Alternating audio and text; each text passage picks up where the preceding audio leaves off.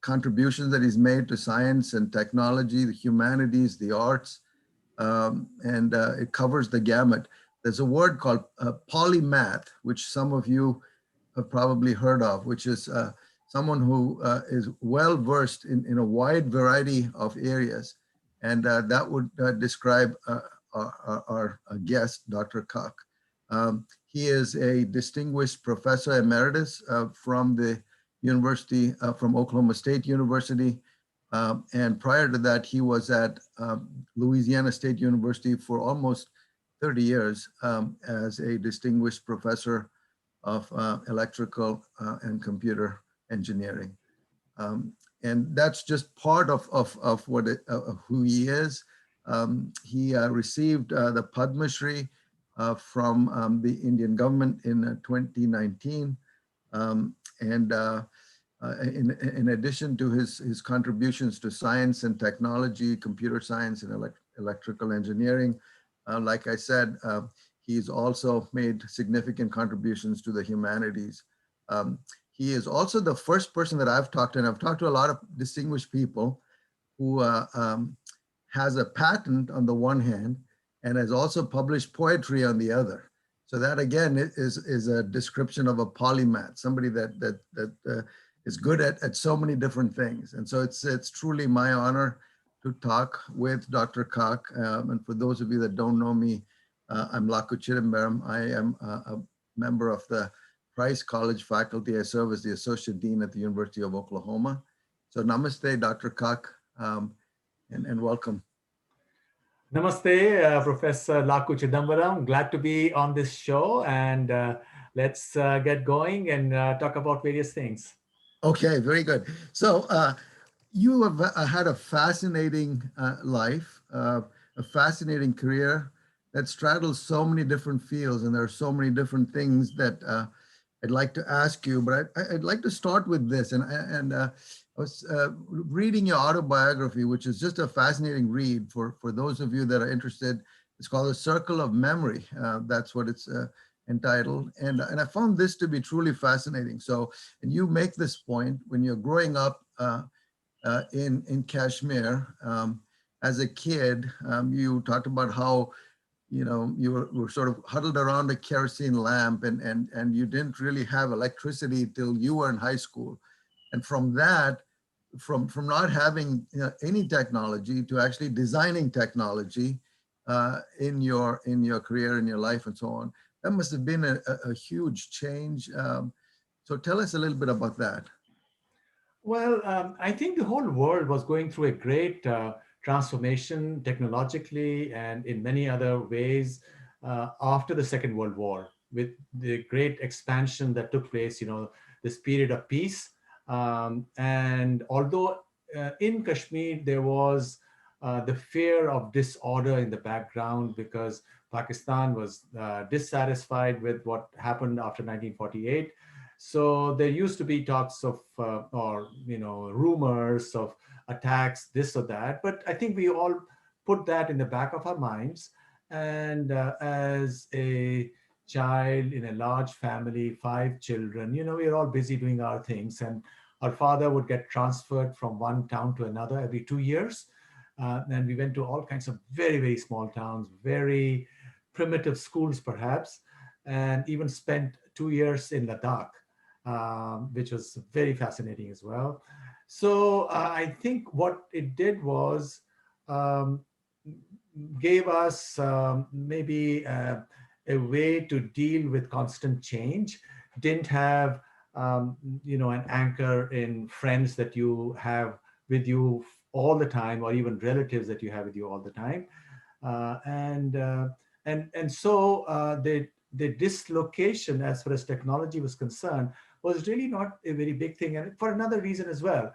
When I grew up in these small towns, after dinner, the staff, my father was a veterinarian, his staff would drop in and they would chat, they would talk about, you know, myths and history, oral history and this and that. And it sort of created in me an appreciation of the folk wisdom that exists all over India. there is a rootedness which gives people confidence. People come from villages, but they are quite happy to stand toe to toe with people from anywhere in the world. So with this, and this is important because I think after the Second World War, Indian education became a view of India through the colonial lens. And part of that view was for Indians to feel somehow um, inferior to Europeans, because this is not a symmetric lens, it's asymmetric. And I think the categories that were projected through which Indians in the mainstream education system or the media and everything else is to see this asymmetry with respect to Europe and America, and not understand, and perhaps see it in terms of categories which are not really true to the Indian experience. Now, in many ways, I skipped that because my schools were very primitive, so didn't really get that education. And then after I'd finished my college engineering, where I was basically not attending classes and writing poetry or doing this or that. When I did my PhD, this was without coursework. So I learned everything on my own. So in other words, I didn't have that sense that, hey, somebody else has to validate what I'm saying. I think my experience gave me the confidence to trust my own instincts and of course question them, because I think one must question and one must also recruit one's friends and ask them, hey, am I okay, is there something wrong with what I'm saying? And in part the peer reviews do that. You send your papers off and sometimes you can make a mistake, anybody can make a mistake, but I did have that confidence, so I wasn't really scared in any sense. So I thought, well, if the biggest problem from a philosophical perspective, when you come from Kashmir or perhaps other parts of India, is this whole problem of what is consciousness and so on. So as soon as I did my PhD, I was very young, I was 23. I said, well, I should look into it. So I got into quantum mechanics, because quantum mechanics also has consciousness of the observer from one perspective, interacting with the material world. So I was not scared to do any of that. And my friends were sort of astonished many times. Hey, what's wrong with you? Why are you doing it? It's going to hurt you in your career, etc. But I always plugged along and said the next thing. And I said it in a circumspect way, in a way which makes academic sense. And I have had really no problem in publication in any of the fields that I worked on. No problem at all. I've had allies in the US, some of the greatest scholars in humanities as well. And for example, Stanley Walpert, the Dean of Historians, who was at UCLA, when in 2003 or 2, he decided to edit Encyclopedia of India. So he called me up. He says, you can write on any topics you want. And most other people got 1 or 2. He gave me 18. And the only person who wrote more was he himself at 19. So I've seen people are reasonable if they are open-minded. Of course, there are some unreasonable people also in this world, and that's what one learns in one's career. There are not everybody's open-minded, but by and large, most people are good everywhere. So I mean, at age 23 to do a PhD, that would, it sort of blows my mind. I mean, you're so young. I mean, we sort of associate 23 is when an undergraduate student here would graduate from college, and by then you had already finished your thesis and turned it in, and you had your PhD in hand, and you decided to teach at IIT in Delhi. So was that sort of a natural progression? I mean, that's really what you wanted to do at that point, or were you looking at other options, or did you just? Well, it's the pravaha or current which pushes each one of us in one thing or the other. There are maybe a few minority who decide, I'm going to do this, and irrespective of what the forces around them are saying, do that. I think I wasn't really thinking about those things. I was young. I did my PhD, and my head of the department said, hey, why don't you join? And IIT was a good school. It was certainly the best school in India. I then in 3 years, I went to England and US for a year. I came to Bell Labs, and I met at that time. Bell Labs was world's #1 place in information and communications and electronics. So I met all of those wonderful people, and that was very inspirational. I must also tell you that doing PhD very early doesn't really mean anything at all. Ultimately, what matters is when is it that you find your true ground beneath your feet. And sometimes when you're still callow, you do your PhD, you're young, but you really don't know what all this is about. So Right. it does take some time, and it did take me much more time uh, to find for myself as to what I wanted to do. And that's where I think when I was in London, I was 26 and cold winters. So that's when I said, well, I worked on information theory. That was what my PhD was on.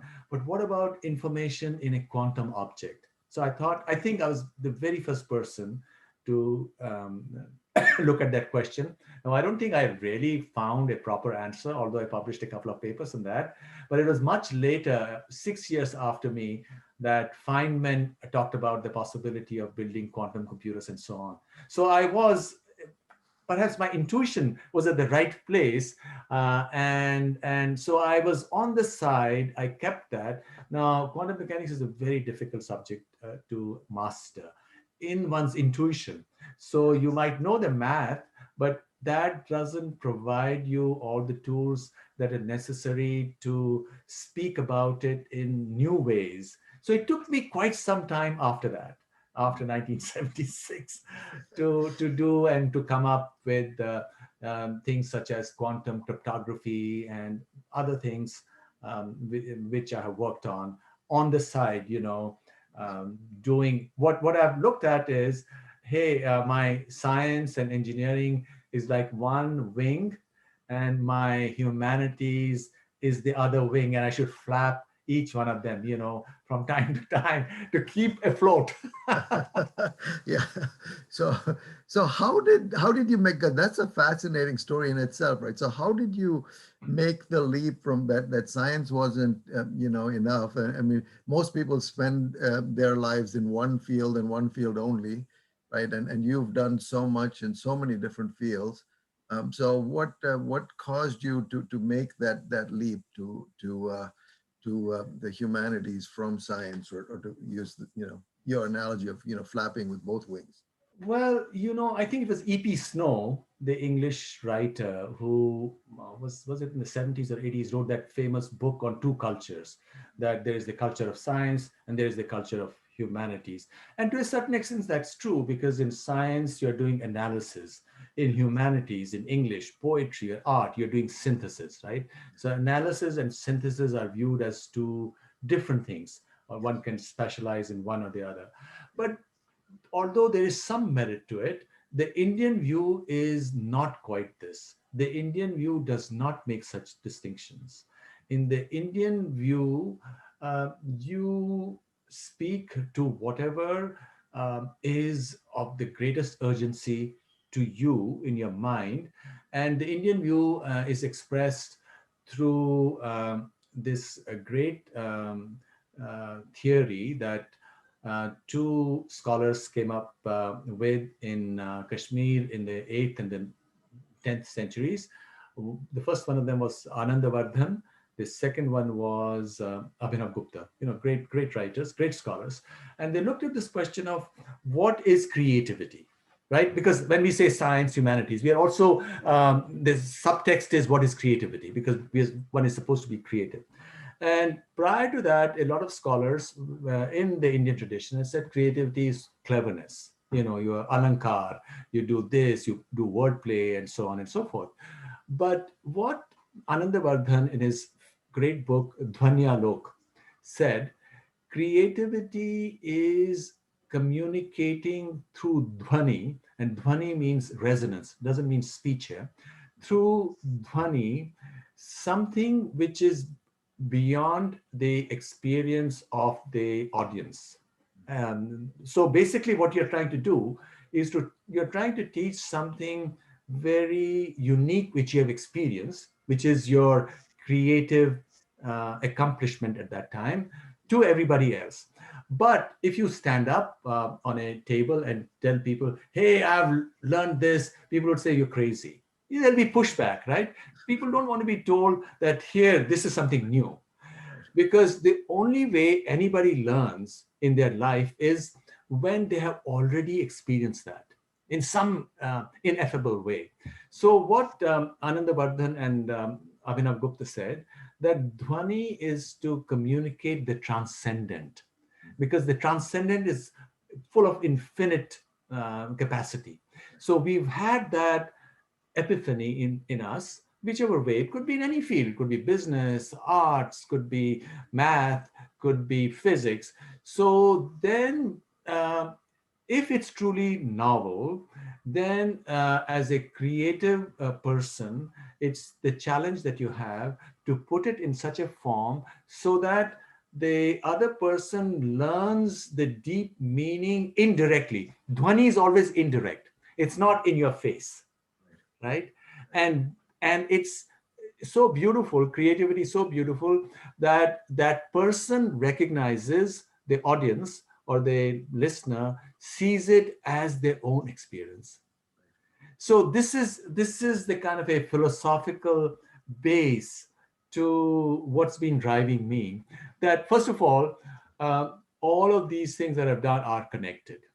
Because what is the difference between physics or math or business?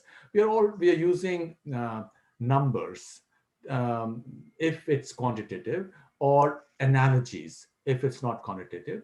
And analogies also have a certain structure to communicate certain insights about the universe, right? And they could be literary insights, they could be poetic insights, or they could be mathematical insights. And the one basic insight, which on which I wrote a book very early on in 1986 called The Nature of Physical Reality, where I tried to bring together the Vedas and physics and everything else, was that whether you approach reality through physics or logic or mathematics, or whether you do it through the arts, ultimately there is a paradox which remains. And there are logical paradoxes, for example, and mathematicians know them. In physics or in biology, also there are paradoxes. There are paradoxes related to development, I guess, even in economics, right? You do certain things and then suddenly the whole system comes crashing down, right? And this insight of paradox was expressed in one of the great Upanishads, the Brihad Aranyak Upanishad, where Yagna Valkya says, Paroksha Priya Ibhi Devaha Pratyaksha Vishaha. That Paroksha is paradoxical, which is not Pratyaksha.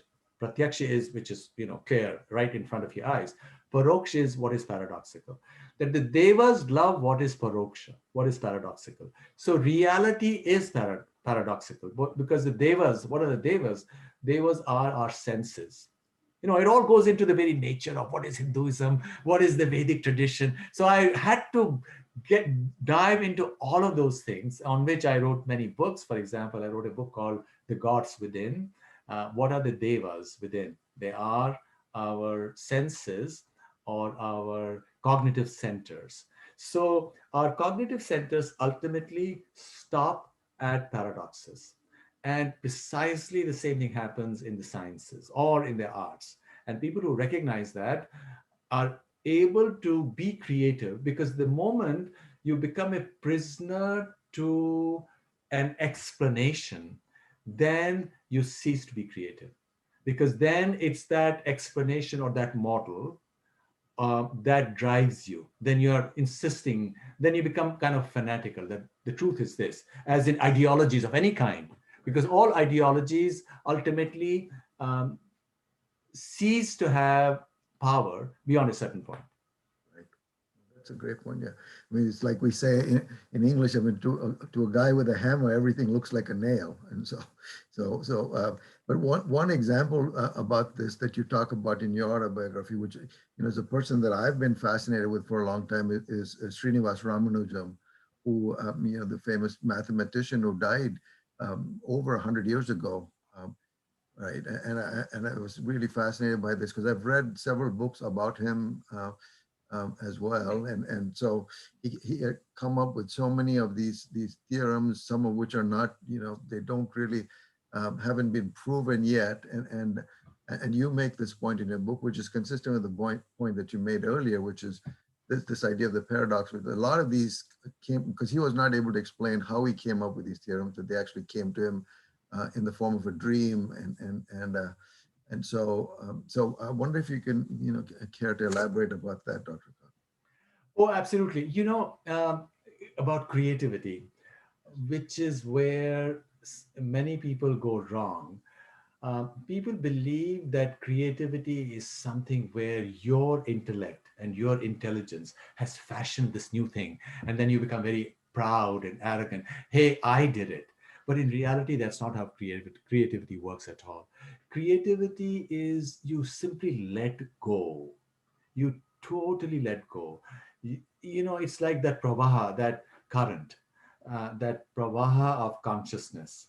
You let go, and then it takes you here or there, and then suddenly you see an insight.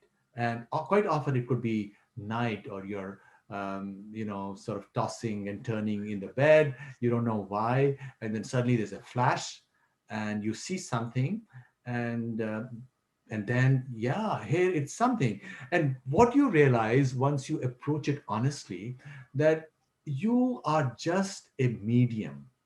Srinivas Ramanujan would say that the goddess Namagiri or Namakal would Right. speak to him. Yes. And in reality, goddess as nature, goddess as reality, goddess is who speaks to the creative person. And goddess is prepared to speak to everybody. Goddess wants everybody to listen, but people are not listening.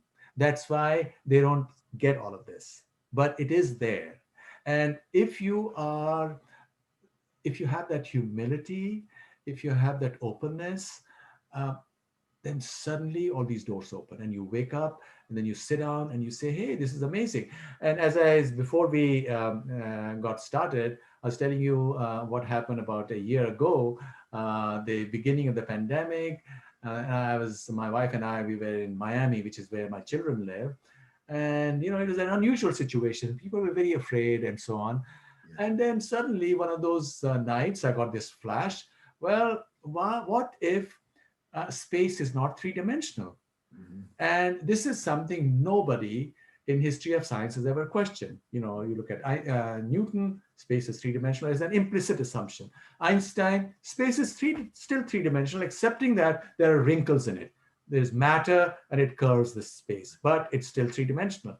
So this idea, and well, then you have to do some hard work. You have to bring in the mathematics. You have to connect it to the rest of what everybody's talking about.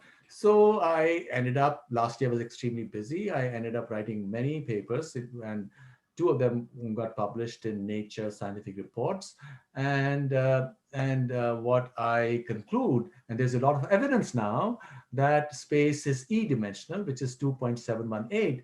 And one of the implications of this idea, which came in a flash, for which I cannot take any credit whatsoever, came in a flash, is that gravitation is a consequence of e-dimensionality.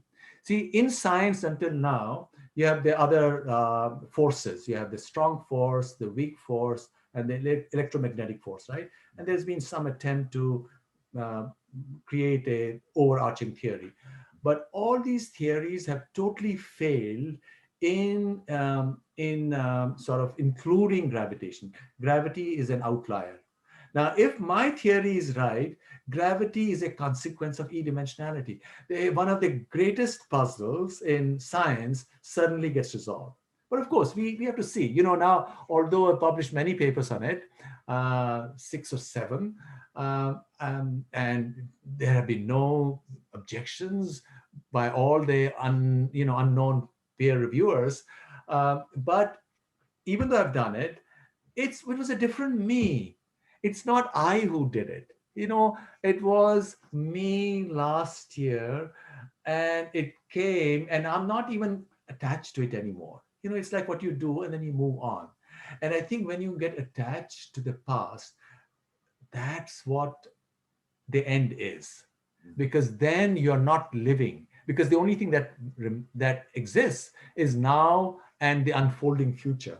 So you can't be stuck to the past. So I'm not stuck to it in any emotional sense, but I am curious, like anybody else, to see, hey, where might this paradigm go, and could it really stir up things, not just in physics, but also elsewhere, perhaps even in nanomaterials, because, or metamaterials, you compress a solid so that it's less than 3 dimensions. That's when this new theory should come into play. And therefore, maybe something new will happen. There could be entirely new physical phenomena to be discovered. And there are some people, some very well-known physicists who are very interested and who want to take this story forward. So we'll see. Right, right. Yeah, well, it's fascinating. And the other sort of related area, which I, again, was reading through your materials about quantum neural computing, the idea that you were exploring there, again, sort of transcends both kind of the hard sciences and then the, kind of the neural workings of the brain and humanities as well, right? So how did you come about that? And I know you kind of evolved from, looking at signal theory, like you said, and then, moving on to looking at quantum physics, and then looking at, more broadly the humanities and putting them. So how did that come about, this notion? Well, there were different things that I was doing in the late 80s. One was, of course, this all history of Indian science and altars and astronomy, the great altars that were done or performed, the great altar ritual that was performed by kings and emperors in ancient India. But then, you also had to do other stuff. And the other, in my engineering, I was interested in AI. Right. And the hot field in AI at that time was neural networks. Yes. And there was a mathematical theory that came up. And the whole question was, well, how can neural networks store information? And you view them as a complex system, and they have attraction basins. So each memory is an attraction basin, and so on. So that's what came up.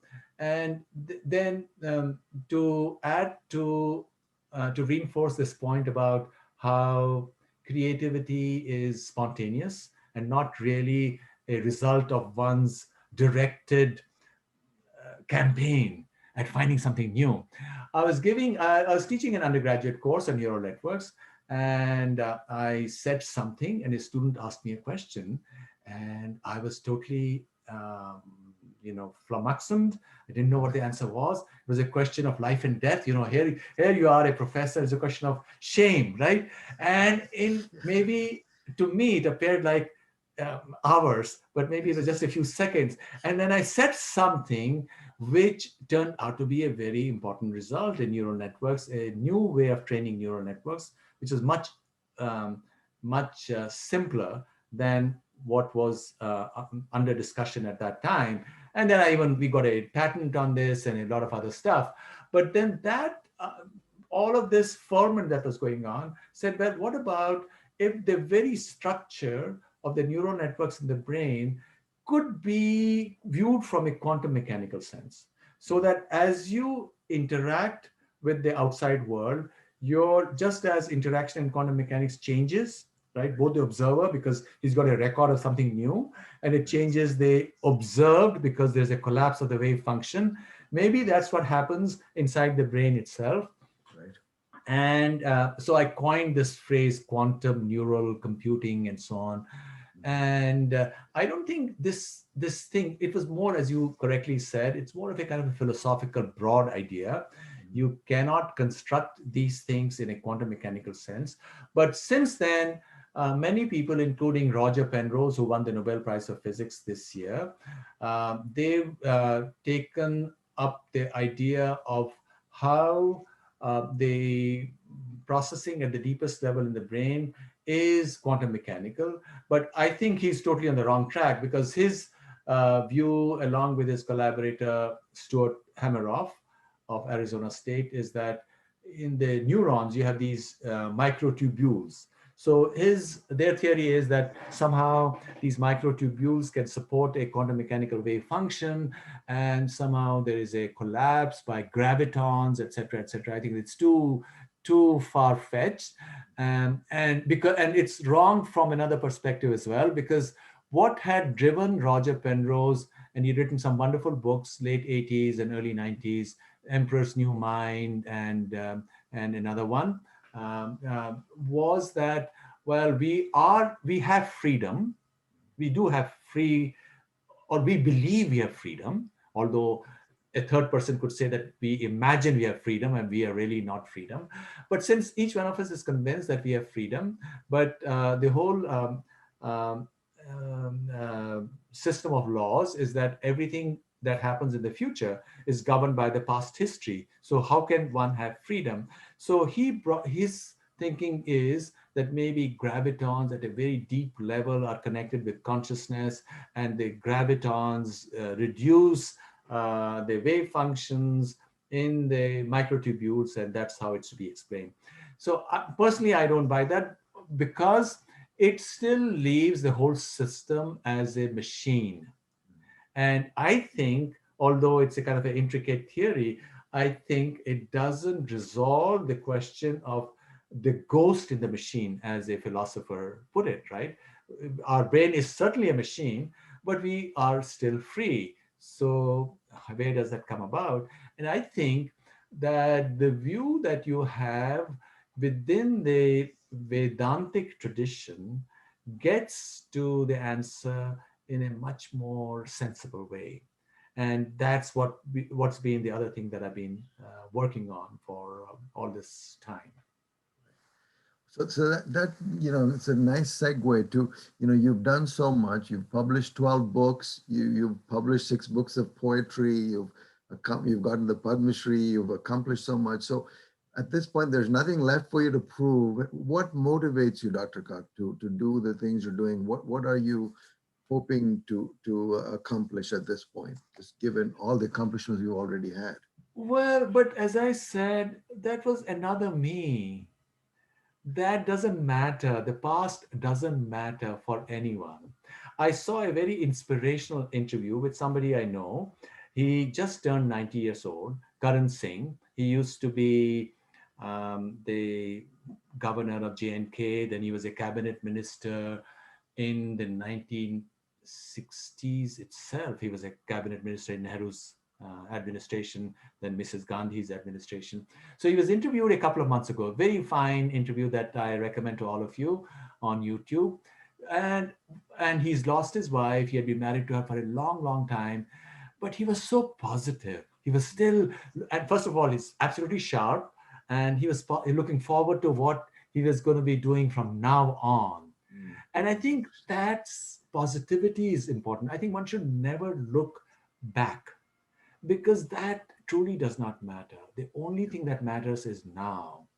And sometimes my wife tells me, she says, you're working harder than what she imagines I was when I was a graduate student. And I truly am. Like this Sunday, I left very early. I went to my office. I was there the entire day because I had to send in some proofs for a journal article, and I had to put some other paper together, because I think it's all very exciting. It's not that, Vedanta, if I were to call myself a Vedantin, or from my own specific perspective, which is also Vedanta, which is that of Shaivism, Shaiva Darshan, which is Kashmir Shaivism, which is generally called Kashmir Shaivism, which is extremely popular right now, because what it does is to address this whole problem of what is consciousness in the most direct way that is possible. In fact, the very first sutra of Shiva Sutra is Chaitanyam Atma. That Chaitanya, which is consciousness, yours and mine and everybody else's, is the Atman. Now, the Upanishads also say I am Atma Brahma, that this Atman is the entire cosmos, which means this is the most positive way of saying that divinity, that your Ishtadevta, whatever you want to call it, in your own emotional way, within you, the source of all mystery is your own consciousness. So you don't have to look anywhere else. And the only challenge then is, how do you turn the gaze onto yourself? And there is this beautiful philosophy, it's called Pratyabhijna philosophy. Uh, Pratyabhijna, which means knowing oneself by turning one's gaze, which means that to know the Shiva within you. Well, your name is Chidambaram, so I think we can relate to it even more closely. That Shivoham, that each one of us, each human being, no matter what their background, where they come from, is Shiva. The challenge is in their own personal life, in their career, in their relationships, is to see their true self. And if they see their true self, they would be transformed. First of all, they'll be totally transformed. And they would also be able to transform everything around them. And then, life would be this wonderful dance of creativity. So, so I see, like a child, perhaps, I see whatever I'm doing as that excitement of being part of that dance. And so the past does not matter. I never think about it. The only thing that matters is now, and how can one, do this, all this great stuff. First of all, this extraordinary knowledge that we have inherited from India. I truly think it's extraordinary in so many different ways, and perhaps we could touch on some of those threads. I am very passionate. How do I bring it to a larger audience? So that is one of the other things that I want to do. And so I have sort of commitments from this editor, that editor, writers, or foundations. Can you please speak to us? Or can you write an article? So I think now that's a lot of hard work. You have to put the paper together, you have to have the references. But that hard work is also important, because ultimately, as any master tells any new student who comes to his ashram. First of all, the word ashram itself means where everybody works hard, ashram, right? Is to do seva. You can't get, knowledge doesn't just drop from nowhere. It emerges out of seva. It emerges out of tapas. Well, that heat, the hard work that you do is that heat of the moment, that tapasya. So I find all those extremely important in sort of keeping myself grounded, because every morning we are all waiting for that signal from the goddess, if I may use that term. Hey, what do I have to say now? But you don't get the signal every day. So until such time you get the signal, you are doing the hard work. You are preparing yourself to receive that signal. That's how I look at it.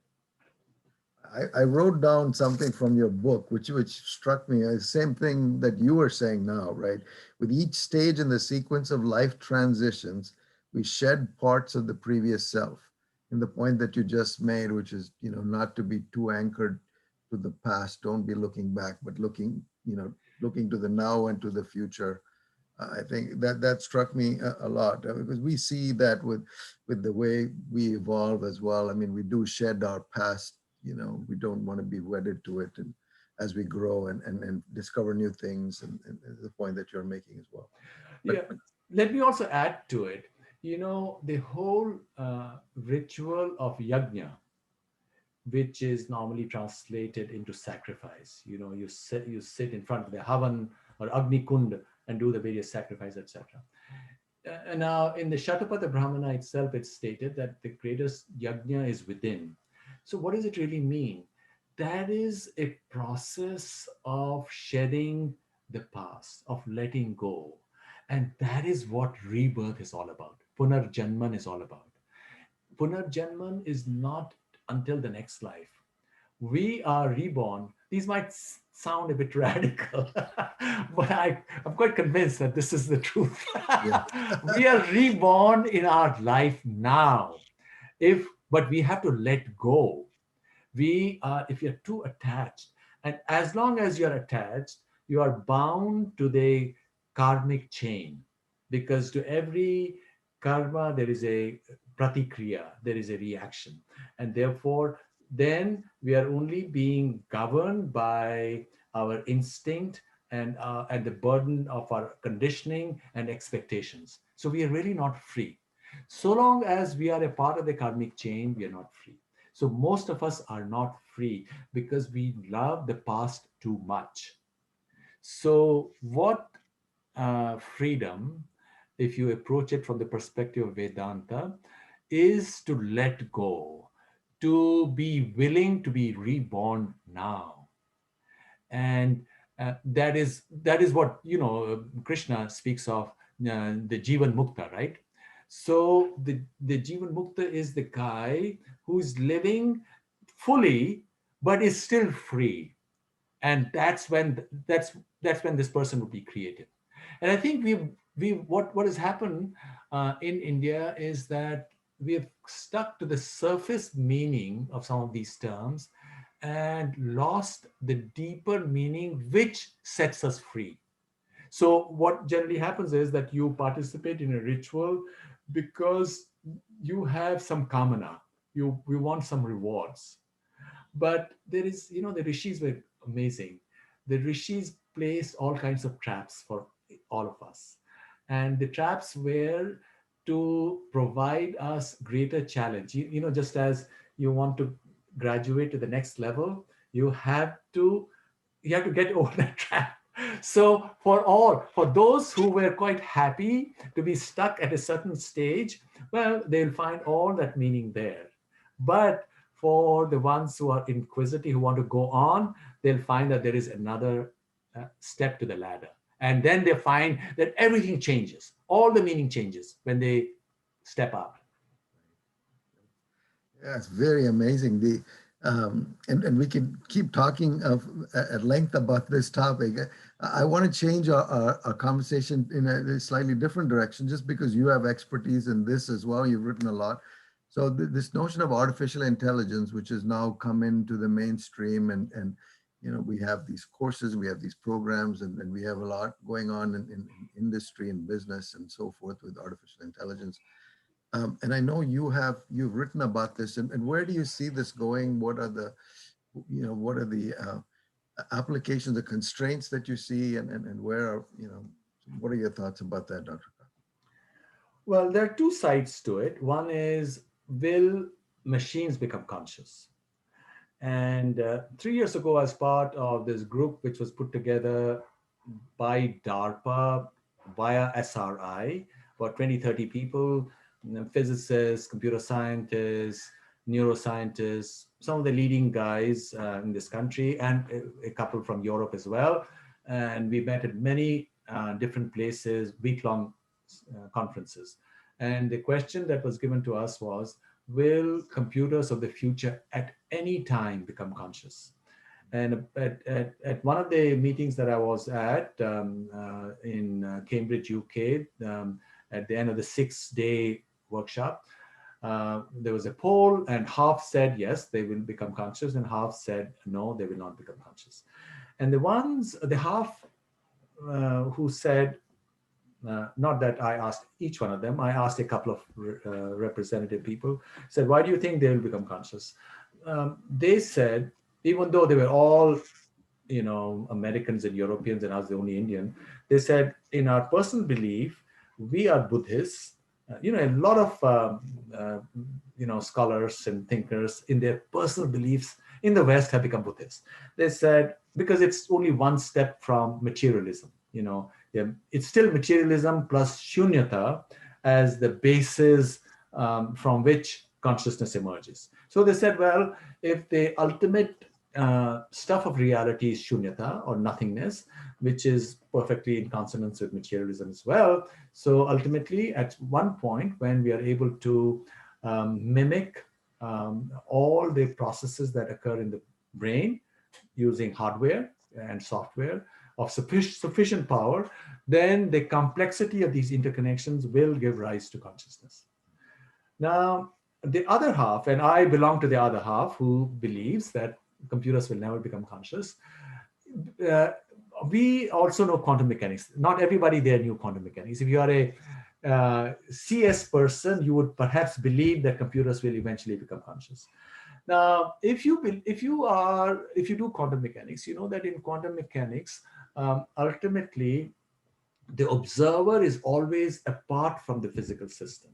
And reality at its deepest level is quantum mechanical, when you're looking at atomic behavior and so on. And it's also a fascinating side story that the very creation of quantum mechanics was done by a Vedantin, an Austrian Vedantin, Erwin Schrödinger, who in his own autobiography claimed that the idea of superposition, which is the central idea of quantum mechanics, came to him from the Upanishadic Mahavakya, I am Atma Brahma, that this Atman is the entire cosmos, which is of course counterintuitive. So as a quantum theorist, I believe that no physical, mechanical, or any other system can also include consciousness. As the Upanishads say, para and apara vidya, all normal sciences are apara, but the science of consciousness is para. It's beyond words, it's beyond everything, it's transcendental, right?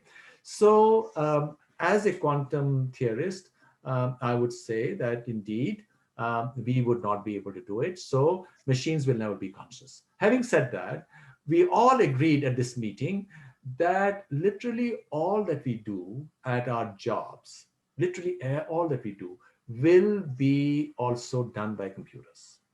All agreed, because all that we do at jobs is procedural, and all procedures can be encoded, right? Can be programmed.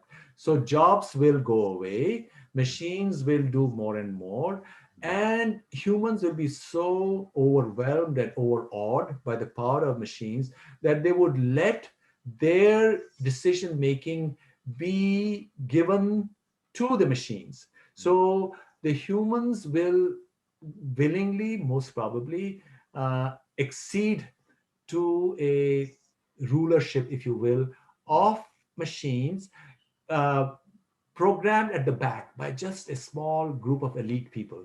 So what I've argued in many popular articles in the US and elsewhere is that in many ways we are at a very critical point in history. Uh, Although machines will not become conscious, but that does not really matter, because machines will be doing decision making, as happens in any big bureaucracy. You have the European Union bureaucracy, or you have the Indian bureaucratic system, and we say it is stupid, but still it governs our lives, right? We have to conform to the rhythms of the bureaucracy. So there'll be more and more of that, and there will be pressures that nobody can imagine, disruptions that nobody can imagine. You and I, as professors, know that the university paradigm itself, the bricks and mortar idea of the university, is maybe outdated now. What will take its place, we don't know. But a lot of the colleges and universities will go bankrupt, as many scholars have argued. And now this is fearful, but this is also an opportunity, because whenever there is danger, there's also an opportunity for creative people to think of new ways of bringing hope, if you will, hope and comfort and succor to most people in different ways. Maybe people would be looking more for, if you have UBI, universal basic income, and not everybody would be happy with just watching Netflix movies and eating hamburgers or whatever else, or sleeping or whatever. So they would also be looking for Atma Vidya. Maybe this is the time. This is the time for wisdom. This could be the beginning of a new age. And for that, if you ask me what is it that drives me, is also this thought in my mind. Maybe I'm deluded, but I think something fundamentally changed is going to emerge. And it's our responsibility to guide it to the extent it can be guided. And you see some of this. I think there's the concern too. I see the word ethical, right? So there's now this notion of ethical AI, which, again, kind of bringing the two halves that you've been talking about all your life, really, science and kind of the humanities, or the sort of the social perspective. I mean, this idea of ethical AI, where these artificial intelligence will behave in an ethical fashion, which, I mean, you can't really quantify the ethical aspect of it, but there's great concern. There's a lot of research being done on that as well. So I think the idea that the answer lies at the intersection of those things, like you've been saying, I think that there's a lot of resonance to that notion. Um, So is your question, what do I think of ethical AI? yes, yes. Yeah. Okay. I think this is just a way to obfuscate. AI is nothing but procedures. There's really no artificial intelligence. See, these are procedures that you program in, and you can hide behind algorithms. See, for example, social media companies, a few months ago, they were unhappy with Donald Trump and the right. So they tweaked their, or so I think, or so people have claimed. I should only say that people have claimed that tweak their algorithms that people who were supporting Donald Trump-like positions would get shadow banned. Very few people would be seeing their tweets or posts and so on. So you can always do that, or you can then suddenly say that now here's ethical AI, and now the diversity representation in the admission class now is sort of different, or you can bring in critical race theory. These are all views which you can project. So basically, in order to sort of deal with the pressures that might build up in society, you can tweak your algorithm. Now you can say it's more ethical. But that's how bureaucracy used to work in the past as well. For example, in India, there have been demands for a long time after 1947 or even prior. Hey, this is not fine. So what does the politics do? They say, okay, now we're going to have 50% reservation for this community, 25% reservation for another community, and so on. So now the bureaucratic AI has become more ethical, which is a continuing conversation. So all societies adapt to the conditions. They know how much of pressures they can deal with. If they can deal with the pressures, for example, in the 19th century in USA, they could do whatever they wanted with the indigenous Americans. So that was not a part of the conversation. Now, if they can't deal with the pressures that come up from bottom up, from certain communities, so they'll say, okay, now we're going to bring in certain changes. But that's how societies work. That's great. Um, I know we're at the end of our almost at the end. So a few questions that have been top of mind for me. Other than the work that you've done, you've shared a lot of that. What do you do when you're not working, Dr. Kak? What do you do for fun? Well, you know what? When I was young, I read so much of world literature that you can't even imagine. I wanted to be a writer. I wanted to be a novelist when I was in my teens. So I went, my parents know it, but my mother, she was very clear. She says, no way. She packed me off to an engineering class. She made sure that somebody else wrote my application, etc. So I've gone through a lot of literary stuff, that part of the world. You look at European literature, American, Russian, this and that, and the arts. But now I think I'm generally at work. I don't watch TV. I watch very few movies, very few, maybe 2 or 3 in a year. And but I mean, I'm like anybody else. Next week I'm going to be in LA. My son said, Dad, we're going to be hiking every day, and I'm really looking forward to it, because that's what you do when you're in California. Yeah, that's right. Yeah, that's right. Well, so what book do you like? What is your favorite book that of all the ones that you've read? Oh, I've read so much. I've Yeah. literally, Is that when I was my early teens, I read up all of Russian literature and French and the great uh, English stuff for Henrik Ibsen, Norwegian, American, whatever, whatever you can think of, or the yeah. Greeks, all the Yes. plays and histories, Right. Herodotus, Roman stuff, tremendous stuff. So if I'm a historian, that's also probably because that was doing all that literature and history, all that sort of prepared me, gave me a kind of a perspective on history, which sadly in India, because of this colonial view of the world which is presented to us in our school and college curriculum, which does grave injustice to the Indian experience, which is lacking. See, for example, the other day, a few months ago, I you can go to NCERT online and you can look up their textbooks. So I was looking at the ninth class physics textbook and the section on atoms, and it gave one line to Kanada, and it said Kanada had a theory of atom, and he came by it by saying that if you keep on subdividing matter, when you come to the smallest unit, that's an atom. And then it talked about somebody else. Now it's totally false. It's totally wrong.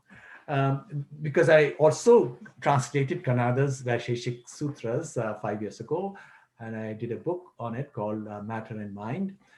Now, Kanada was an amazing stuff. This is 600 BCE. He has his laws of motion, which are quite like Newton's laws of motion. One of them is that an object keeps on traveling unless you stop it or something. It keeps on traveling. The other is to every action, to every karma, every karya, there is a pratikriya or some. I forget the exact words. To every action, there's an equal and opposite reaction. So why isn't all that a part of our experience, right? And that has sort of quite bothered me, that something needs to be done about that as well. That in order for each one of us to find our true place, or every human being, because all human beings are the same, is to first of all have total faith in themselves. If we can say Shivoham, if each one of us is Shiva, then each one of us is equal to everybody else. Mhm. So why not have, first of all, a proper sense of not just you as a person, but your culture within the family of world cultures, so that then you can stand up and say that this is what the truth is. Because so long as you're afraid, like the courtiers of the emperor who had no clothes, all the courtiers told him, no, your clothes are so beautiful, right? Because they were afraid to tell him that he's naked. So that is what is happening in India. And I do get bothered by that from time to time. For example, all the smart guys in Delhi and Mumbai don't find any incongruity in the fact that the governments, state governments, are running temples. Why should they be running temples? What expertise do they have? But they because they don't think about it, because they're quite happy in their own cocoons. They think the world is perfect. I think what is important for each one of us, and maybe we haven't done as much of it as we ought to, is also think of the sangha, or the community, which the Buddha, for his followers, spoke of three things: Dhammam Sharanam Gacchami, Buddham Sharanam Gacchami, and Sangham Sharanam Gacchami. So Sangha, not in a limited sense of a religious community, a Buddhist or any other community, but Sangh as a community of all human beings. Let's give freedom to everybody. And we in India haven't done it. Those are the challenges which confront India. And there's some steps being taken, but not enough. And if they're not taken, there will be more crises. inevitable, but there will be crises in America as well. America is also facing a very difficult time, partly because, well, jobs will go away. There is the materialistic paradigm which guides, entertainment. Everything is, materialism. Your bodies, okay, your bodies. You are in high school. You've done everything that is to be done. By your late 20s, you're already jaded. You don't know what to do. You get into different addictions. You get into drugs, and by the 30s, many people, 60 or 70,000 good-looking people with their families, young children, die of opioid overdose. Why? Because they're deeply unhappy. Why are they deeply unhappy? Because they're denying the transcendent aspect of their own selves, who is Shiva. And so there are going to be challenges all over. But what I see as a shining light in all of this are these ideas of extraordinary wisdom. And these are universal ideas. I don't look at them in a sectarian way at all. These are universal ideas of extraordinary wisdom from India, which people from all over the world, people with the deepest intuitions, had also intuited in their own cultures. So I don't have a superior attitude out here, but it was organized. And there's a whole parampara of amazingly wise people who we are connected to. So I think it behooves us to bring this wisdom to everybody, so that not only us have this luxury or this good luck of being reborn in our lives, we should bring this capacity of punarjanma to everybody on this earth. That's great. Wow, that's a perfect segue to my final question, Dr. Kak. So, with our, we deal with a lot of young, kids coming to school and so on, and then our Indian community, with the Balbika and so on, we have a lot of kids. And what would be the single sort of advice that you would give for young people that are, growing up with a lot of technology, a lot of material things around them, and how can they achieve success, the kind of success that you've seen, and what would be and there's no magic formula, I get that, but what do you think they need to be working on? What would be the piece of This is a advice? question that Yudhishthir asks Narada. He says, what should a person do in one's life? And what Narada tells him is that, look, study hard, do your stuff, and ask questions. Ask as deep questions and troubling questions as can be asked, so that at the end of it, you enter that zone of paradox, that paroksha. And when you truly are ready, your inner chakshus, your inner eyes will open up, and that's when you go to the next stage. So I think what we have to do is, and there is a deeper subtext to it. See, the problem in just telling people, hey, study hard, be successful, um, also has problems with it, that at some point, you have young people, they're done very well, they're working very hard, but then they also ask themselves, what does it all mean? I'm working from morning to night, I'm going to the hospital if a person is a doctor or something, and I'm coming back at 9. What does it all mean? What does money mean? So if what you have to also tell them, and this is what Yudhishthira was trying to tell, or was being told by Narada, is that, look, there is that para. If there is one thing that distinguishes India from the rest of the world, is that in India, there is this clear enunciation of this idea para, of the transcendent. And it went from India to the East, to China, where Chinese Buddhism is really Vedanta in a dressed up form, because these were, the Indian scholars like Kumarajiv and others who knew Vedanta as well. They used terminology which really was talking of something deeper, or dhyan became chan and became zen. And you look at The Japanese, and they worship Saraswati. There are more shrines to Saraswati in Japan than is in India. So they were connected. So we have to tell the youth that, look, life is an exciting adventure. And a large part of that adventure comes from within, the discovery of the inner cosmos. So, but that doesn't mean that you turn away from life and become a sannyasi and just want to do that. Some people might, which is fine, but live life to the fullest.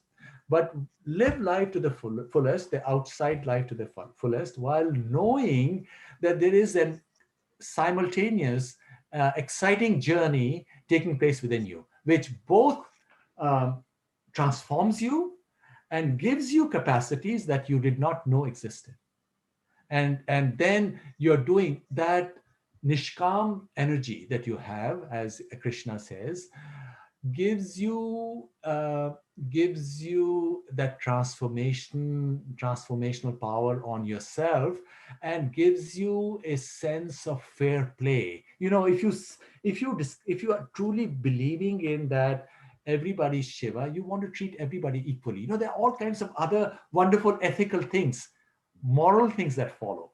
It's not being selfish, it's being moral. Now, sadly, what has happened is, because of the colonial thing, because the Europeans, once they discovered India, wanted to dominate it, they used narratives to put down Hinduism or put down India, and use storylines which do total injustice.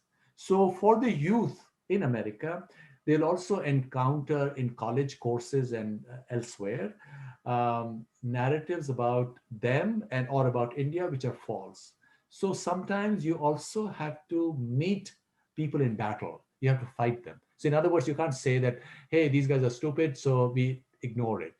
Sometimes you have to fight, as apparently people have done at Rutgers. The Hindu students, they had a meeting a couple of days ago.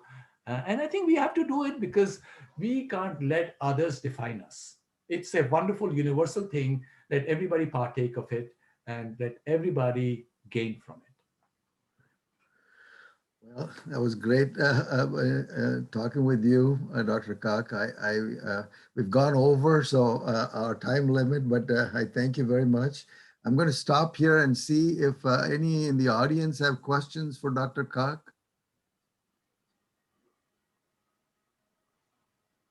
Okay, I got a question. So, I mean, you went through, studied a lot of literatures from all over. So, in the wisdom and all that coming from Indian side, do you see any similar commonality in the European literature or South American literature? On the east side, yes, we do have commonality in some of these things. But do you see any commonality in other geographical areas? Well, we spoke about this divide between analysis and synthesis, right? Yoga is synthesis. For example, if you look at Sankhya or Vaisheshika, they are analysis, or Nyaya is analysis, right? Likewise, in all societies, there have been people who have done sciences in their own way. For example, Greeks also had logic, or Romans also had their sciences, mechanical. They built these aqueducts or big palaces and so on. But they also had their synthetic sciences related to the arts or theater, right? You look at Greek theater and so on, because in theater, you're bringing in emotions, right? You have tragedies, or you have poetry, great poetry. You have Emily Dickinson, great American poet, who was a mystical poet. So when it comes to mystical writings from all cultures, they are trying to approach the same space, which is the Upanishads or the Vedas. It's about the spirit, right? Of course, they didn't have the same vocabulary, or they didn't have the advantage of this huge knowledge base that we have in India, right? Whether you're a Vaishnava or you're a Shaiva or you're Shakta, there's huge knowledge base going back to the Vedas. So there, more often than not, the mystic, whether it's Thomas Hicart in Europe or Emily Dickinson as a writer or poet, um, they were doing it in their own felt way, experienced way, talking about something which is more than logical. In this world is not all about machines, which is what makes it, can make it a horrible place. If you have an ideology which says you have to live like this or like that, and that means that's how you go to heavens if you do this or that. That's too simplistic, right? Like, our experience is much more subtle than that. And people, individuals in all societies have experienced them, and we have some accounts of it. But it's only within India, as far as I know, where there is this depth of experience or depth of understanding of it in so many different layers, and this whole ritual also describing it in at so many different levels, so that the ritual itself can teach you if you approach it with humility. If you approach it not with humility, then of course it's just a mechanical thing, right? So in India is unique.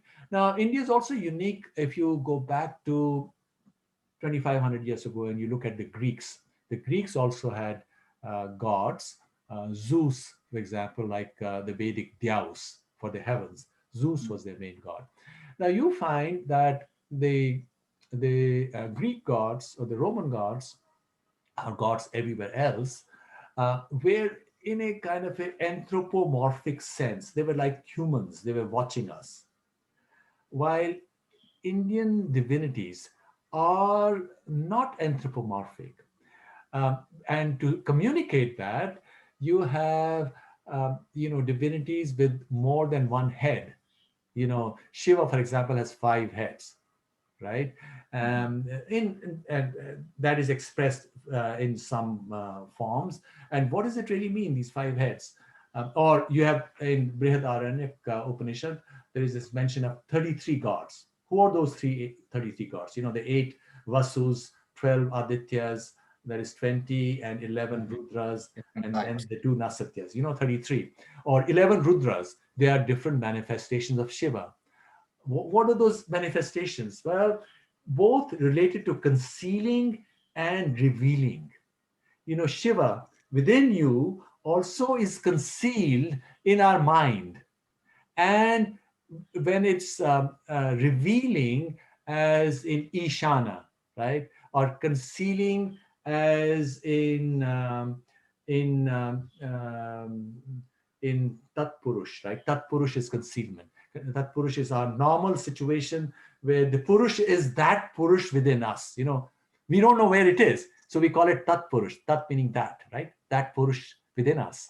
So all this sophisticated narrative, and then going with that narrative, different practices which allow one to plumb the depths of one's own inner being, or to find the architecture of the inner sky, which is what Tantra is all about. All these tantric side to their practices. So everybody through that discipline can then go to the very inner sky, and then have access, as Patanjali promises, to all these vibhutis, right? Vibhuti pada, the siddhis.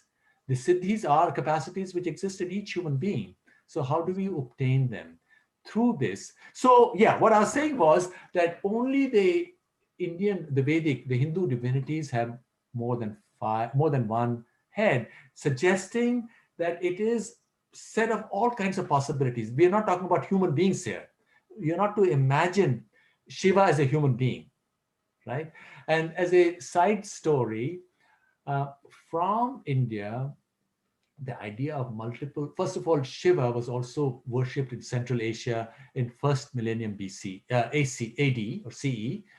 And it appears he was also worshipped in China, which Indians don't know, because Indians don't know anything about Indian history. It's all European history being taught, the British lens.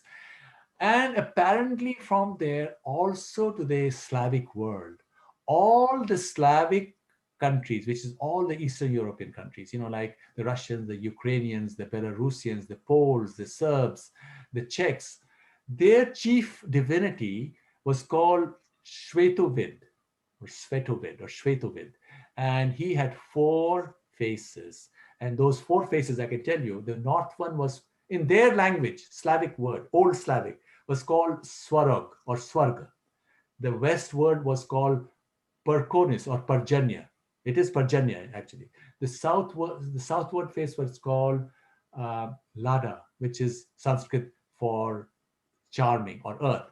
And the eastward was called Mokosh or Moksha. So they even had Sanskrit names. I just wrote up a essay. Last week I was invited by the Belarusian Academy of Historians to give a talk on it, and I have posted my paper on Shvetovid and Shiva on academia.edu. You can read it up on your own. Most fascinating. You know what India has done to transform not just East Asia, China, high Chinese civilization, Japan or Southeast Asia, is first of all not known to Indians. It's most extraordinary, and Indian knowledge itself is most extraordinary. It does deal with questions such as how do we have freedom, and there is in Vedanta this idea of drishti srishti. Through Shiva or Vishnu or Shakti, whosoever you want to call it, through drishti alone, srishti is done. So how does reality come? Because divinity cannot intervene in the system of rhythm, of laws, right? There are laws. You can't intervene. So then how does divinity intervene? So the answer was drishti srishti. And what drishti srishti means that through observation, you can change a physical process. And can you believe it? It is true. Yeah. You can do it. And the mathematical theory for this was presented by my now deceased friend, the great Malayali physicist, George Sudarshan, who was also a Vedantin. In 1977, he, with his student Baidyanath Mishra, wrote a paper called the quantum Zeno effect, which shows how by observing a quantum mechanical system, you can change it. You can steer it to whatever state you want it, just through observation. Amazing stuff. The sages, the Vedantin sages, were thinking about these problems years ago, centuries ago. That's incredible. Why don't we know about it? And we want to know about it not because the past exists, but because we want the youth to have that self-confidence. We are at a moment in history which is totally unprecedented and unique. And this is when what individuals do would matter much more than what has happened in other aeons of history. Thank you. Any other questions for Dr. Kak? Hello, sir. Hello, Dr. Kak. My name is Arun Rao. So my question is more on the practical part of the Vedic education. So even generations today and my generations, we were not so much exposed to the Vedic culture of India, except for those Ramayana and Mahabharata series on TV. So, but today it's a different story altogether. The narratives are, there are a lot of anti-Indian forces working, and a proud association with the culture or religious practices is like an out of fashion statement and also stuff. So in such a scenario, how would you recommend to have the Vedic education be guided and be made available to more and more people, especially among Indians, be it at home or even here? Because there are lot of benefits that can be reaped because of these education. And just as simple as handling oneself in situations of crisis or whatever it is. Absolutely right. Any point of history, if you go back in every culture, there is a struggle between opposing forces. And in in the earliest books of the Puranas, there is talk of asuras and the devas. You know, asuras in a larger sense are forces related to materiality, and devas are the forces related to a deeper meaning. Now, a lot of people in the West, since they don't know of it, because there are lots of people in the West who love India, but there are some who don't. That's because they think it's so outlandish and different. And it's outlandish and different because it's beyond materiality. Materiality is an angle to it, but that's not all. So there's always that. But now, even though the books may not teach it, we also have social media, we have the internet. Internet is this great potential um, for good, for people to get connected to each other, to have this information available so easily to anybody.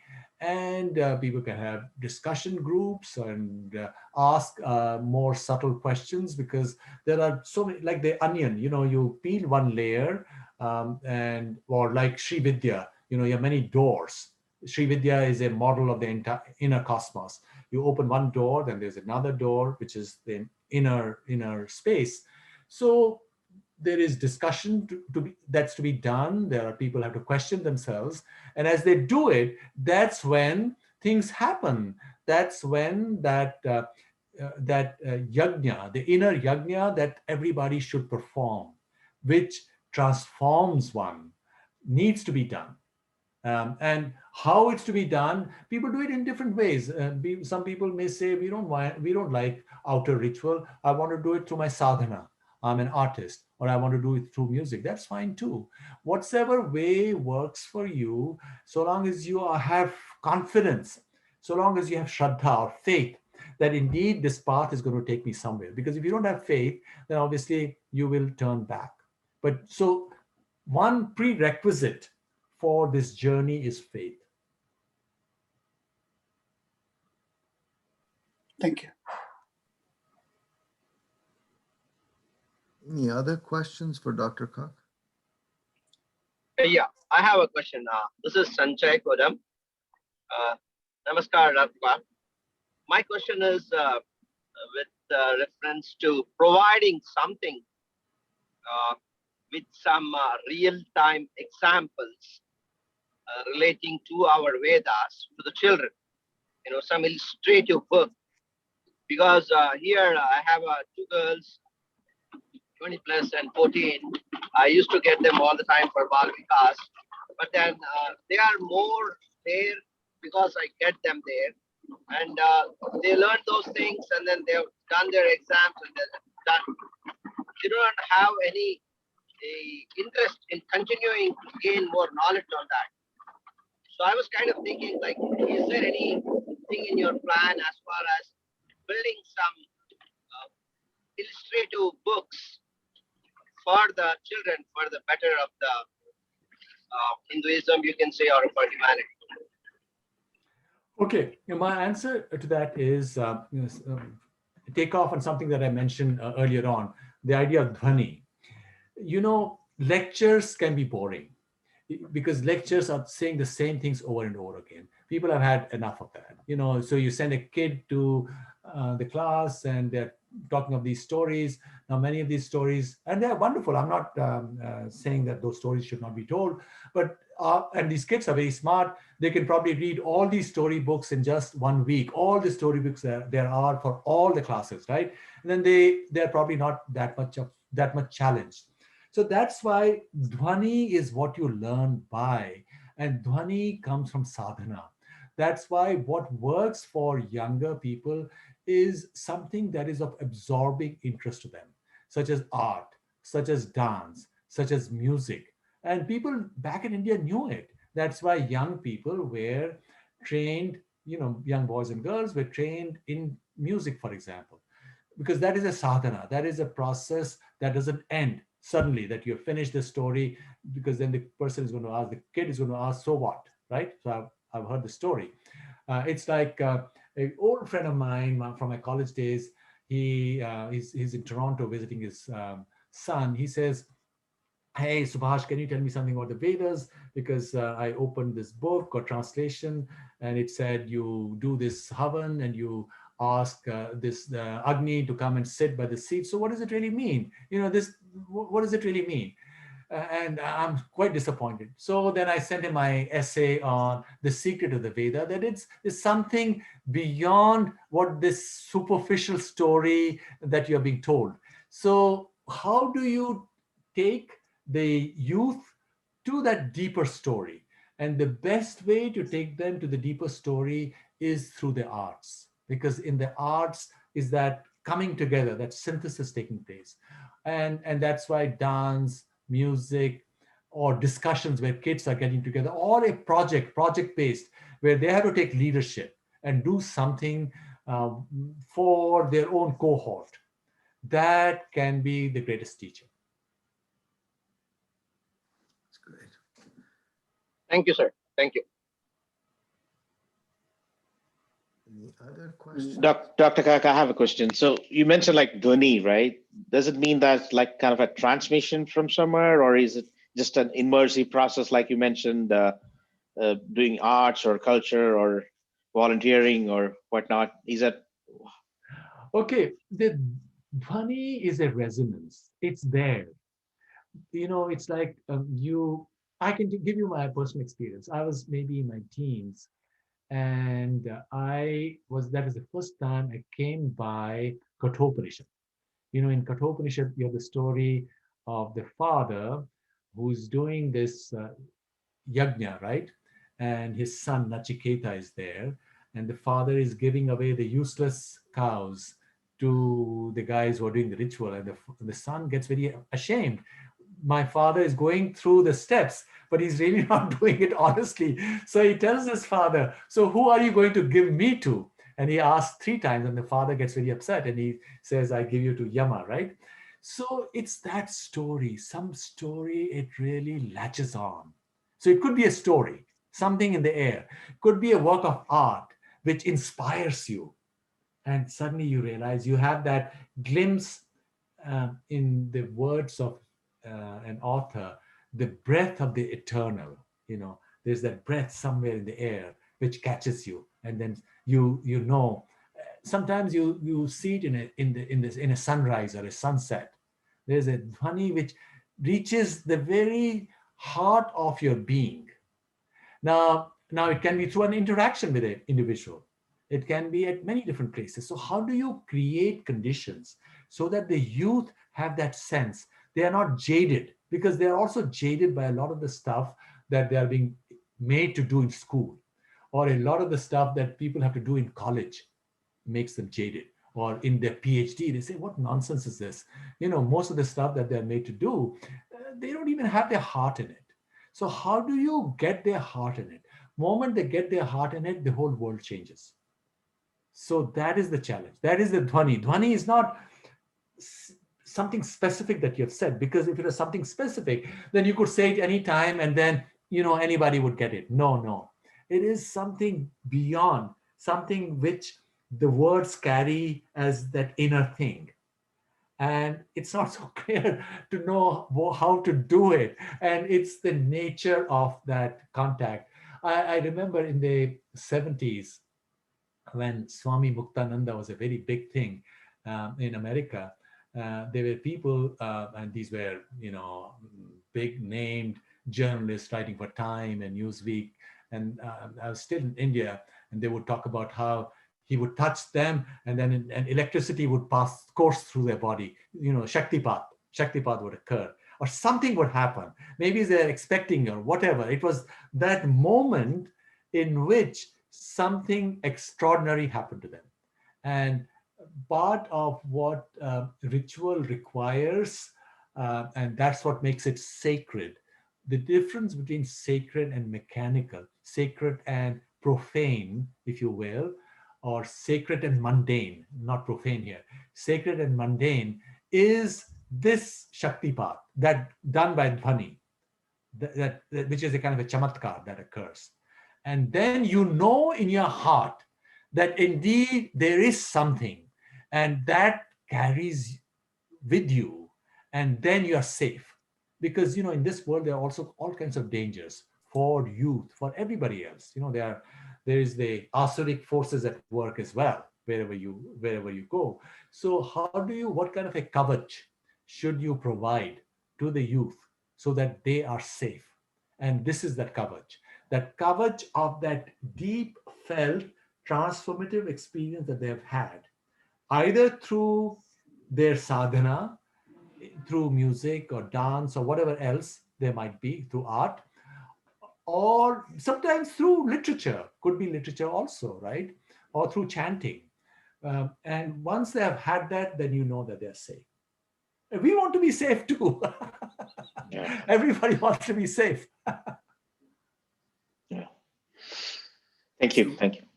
So I had, question which Lakkuji snatched, and said, how can you manage, answering so many questions, or maybe on all the topics, whatever, you can, I've been following you on the Facebook also. You are writing about different things. How can you manage, saying that I am? Okay, the answer is everybody can. Everybody can do all of this. There's nothing extraordinary about it. Because, okay, your mind and my mind, what is the mind? The Yoga Sutra, for example, says, or any other yoga books, our mind is just a mirror, right? And what Yoga Sutra Patanjali says, yoga and chitta vritti nirodha. Vrittis are these thoughts which are creating these ripples in this mirror. And because there are these ripples, the light of consciousness, the light of Shiva, if you will, doesn't get reflected, it gets scattered. And then you can't hold your attention. So the whole thing is finding that moment of peace within you. Because then I'm not doing anything at all, truly, and I'm not saying it just trying to be modest or something, truly, truly, truly. What happens, for example, somebody asks me, hey, why don't you write on this or that, some editor or what? So I sit down and I just use common sense. You just reflect, and you're just reflecting on it, and then you put it all together. Basically, what you're doing is not have any preconceived notions, trying to put yourself in the shoes of somebody else with as much of honesty as you can, because we are really the same. Each one of us is the same. And then I can assure you, you can do all and more than I do. Anybody can do it. There's really no magic here. There's no magic here. All that you need is to have have faith in yourself. You have faith in yourself. And maybe I was lucky because I didn't go to a regular school. I went to these village schools, and they were really bad. And you just sit there on the floor. There were no desks and so on. And then while I was in college, I had this big bug in me that I wanted to be a poet. So I didn't go to classes, or I was at the back just reading my books. So I didn't go through a formal education system. And it's been said that formal schooling destroys your imagination. It's both a gift and a curse. It is a gift to the extent that it trains your mind, but it's a curse that it puts those blinkers on your mind. So the whole challenge is how to manage the two. You do want to be broken. You break horses before you can ride them. You want to break them only so much that you are safe on it. But you don't want to break them so much that they have lost their zest for life. And sadly, that's what education can do and life can do. And that's what creates unhappiness, because if you cannot be yourself, then your body gets into situations of dis-ease, right? Dis-ease, you're not at ease. So you are in a situation of dis-ease. The body is telling you, hey, you're not doing what you're supposed to be doing. These are signals. Thank you. So, Kakji, are you still in the Indian Scientific Advisory Board? Yes, I am. This is the Indian Prime Minister's national, what's it called? Science, Technology and Innovation Advisory Council. Okay. Yeah, I mean, India overall, it seems like it's lacking in the R&D, research and development side. So how do you see now? I mean, what do you see the focus areas? Is there any focus areas Indian government or educational academia is looking at and trying to position itself? Okay, I think um, um, most of India's problems are a consequence of decisions that were taken 50, 60, 70 years ago. And these decisions were taken based on India's experience 100 years prior, which is during the British times. You know, when the British came to India, 1800, India's share of the world economy was 25 to 30%. By the time they left, it was down to 2 or 3%. In 1918, First World War was down to 1.5%. After that, there was some construction, some building of infrastructure. So what happened? What happened was that there was the Industrial Revolution in Europe, and there was no permission or facilitation of a corresponding industrial revolution in India. So India became a net importer of things. Indian arts and crafts were destroyed. So India had only agriculture left. There was massive unemployment. There was famines, you know, late Victorian Holocaust, and author has called it. There's a famine in Bengal. So Indians lost all confidence, right? So India was extremely poor when we were young, extremely, extremely poor. There was nothing. All of J&K state, 60,000 square miles, had only 850 automobiles when I was in high school. And how do I know? Because all the tag numbers were listed 1, 2, 3, 4. And our neighbor had a truck which had a count of 850 J&K, right? There were only 850, this whole state. And India was extremely poor.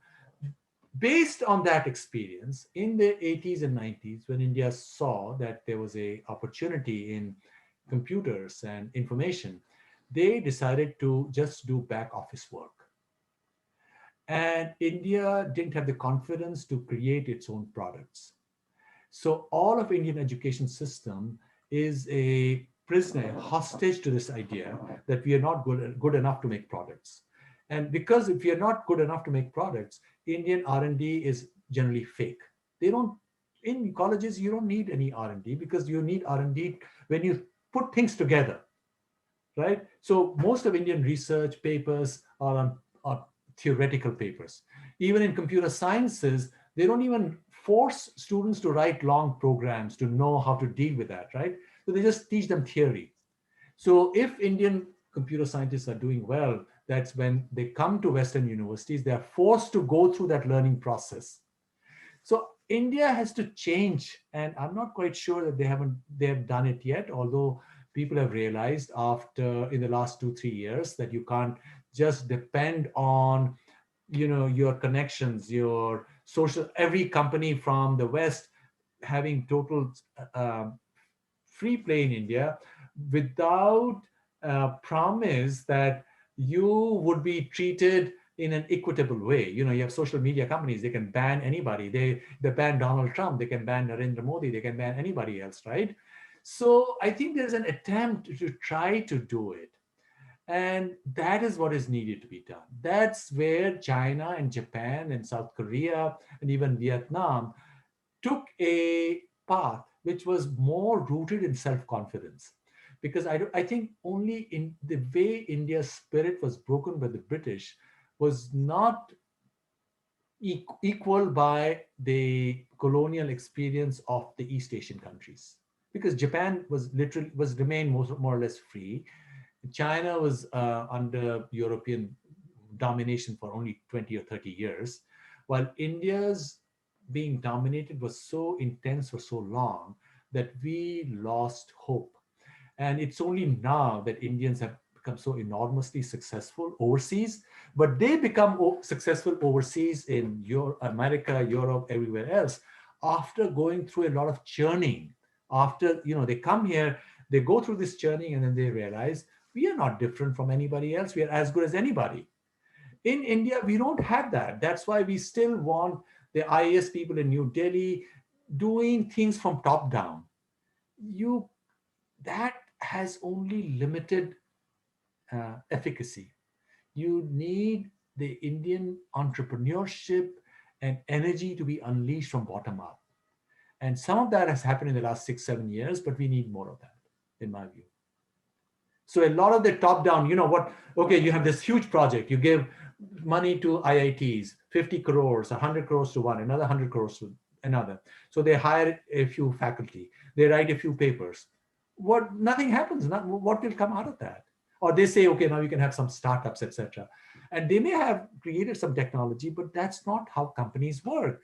Startups don't have management expertise. You know, I can be a programmer, I come up with some nice algorithm, but then I don't know how to package it in a product which would get play in the marketplace, and not just in India, but for all over the world. You have to be ambitious in India, companies, to create products, not just for India. First of all, they have to create products for India, which they don't have. But then they have to be ambitious enough, like the Chinese, to create products for the entire world. And that is what they need to be doing, in my view. Thank you. One last question, if anyone has.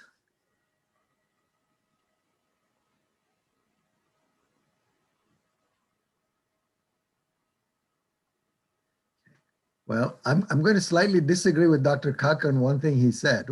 He said our minds are like his. I am going to disagree with that proposition. So I started this discussion by saying he was a polymath, which is, you know, has expertise in so many different fields. And I'm going to end by saying, you've heard the expression Renaissance man. And so Dr. Kak is truly that. He is not just dabbled in different areas, but really done a lot of just very deep, detailed, interesting work in a variety of different fields that for the most part, people, you know, will spend all of their lives in that one area, and he has bridged all of them. So it's a great thrill to have him. I hope we can get to see him in person soon once this pandemic is behind us, which I hope happens here. And so thank you very much, Dr. Kak, for your time. And thank you, Lakkuji. Wonderful to be a part of this. And absolutely, I'm also looking forward to